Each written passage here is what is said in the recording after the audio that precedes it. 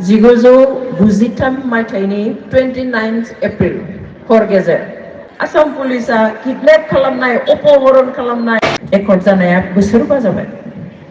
Hello मानगोनां रायजो राजा आरो लोगो नोंथांमोननि थाखाय मोनसे गोदान भिडिअ लानानै फैदों आरो बे गोदान भिडिअआनो जाहैबाय जोंहा डक्टर अनजुलि दैमारी मेमनि गुबै topic.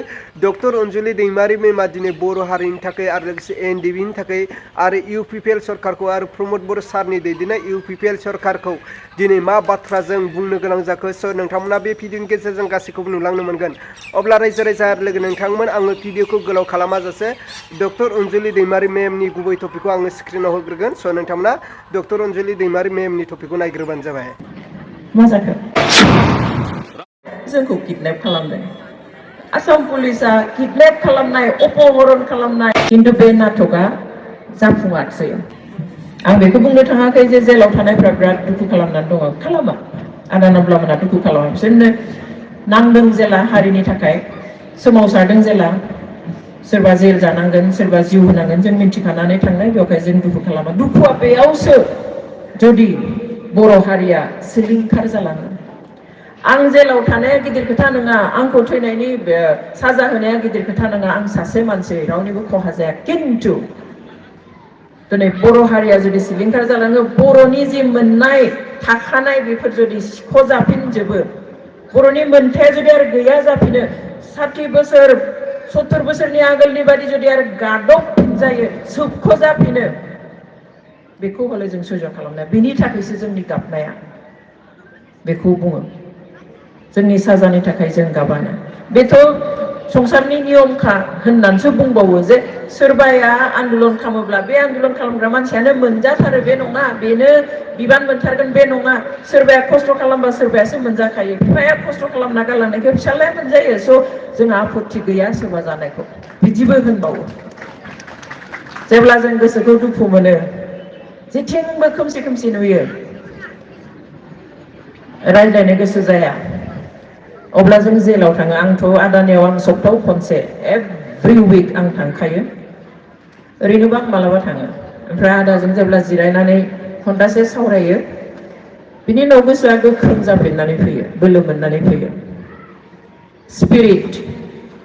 Spirit for serving, spirit of serving their own community, own people. गावनि मानसिखौ सेवा खालामनायनि बियो आखुथाय। जों गोसोआव बेखौ लाखिनो नांगोन। जेसेबांखि जोङो संगठन खालामा मानो, जोङो हारिनि इयुननि फकासआ जोंहा क्लियार जानो नांगोन। जों मानो दादों, जोंनि मावनांगौआ मा, जोंनि इडिअलजिया मा, जोंनि ड्रिम, जोंनि हपआ मा, जोंनि एजेन्डा, जोंनि एक्टिभिटिया मा जागोन। That must be very clear.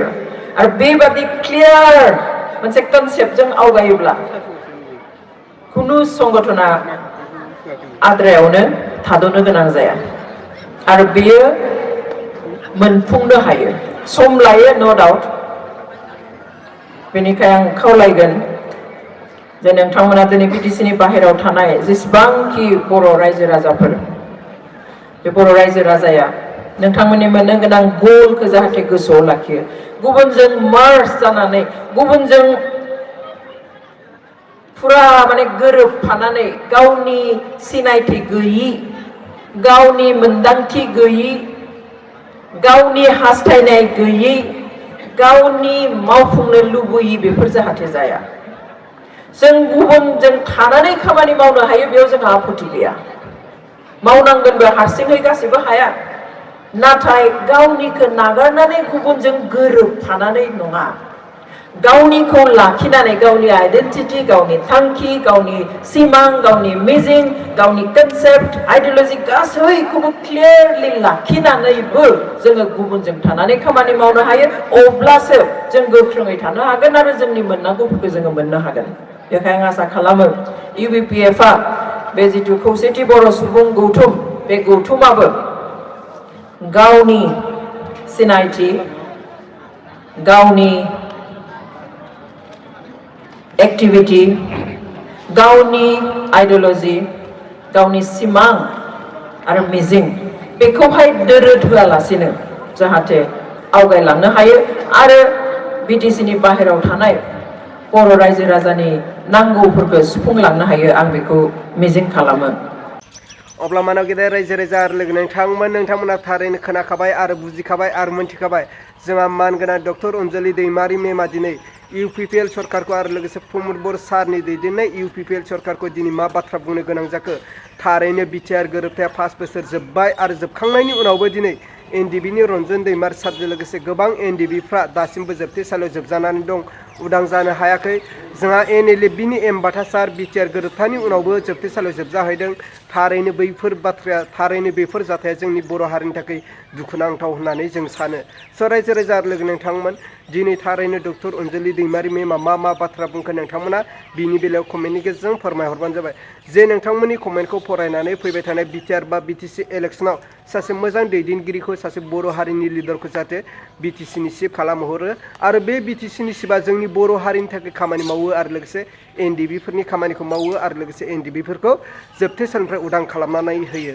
अब्ला रायजो राजा आरो लोगो नोंथांमोन आङो दिनैनि भिडिअखौ बेखिनियावनो फोजोबबाय। भिडिअखौ मोजां मोनोब्ला लाइक खालाम आरो चेनेलखौ मोजां मोनोब्ला साबस्क्राइब खालामनानै होबानो जाबाय।